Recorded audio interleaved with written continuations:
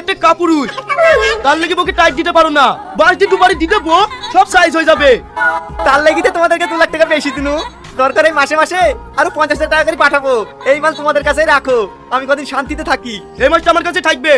কি ব্যাপার বস, লোকের মারলি আপনার টানটান করছেন কেন? যার বসে লি যাবে না? না না, লিজাবেন না। এই মেয়েটার বলে খুব মুখ জোর, ও স্বামীর সাথে বলে প্রতিদিন ঝামেলা করে, তার লেগে রেখে গেছে। কি রেখে গেছে? রেখে গেছে তো খাওয়াবে কে? সে চিন্তা তোকে করতে হবে না, ওর স্বামী প্রতি মাসে 50,000 টাকা করে পাঠাবে। 50,000? যা যা, মেয়েটার মুখটা খুলে দে, ওতে কোনো আমার ডিম পাড়া হাঁস।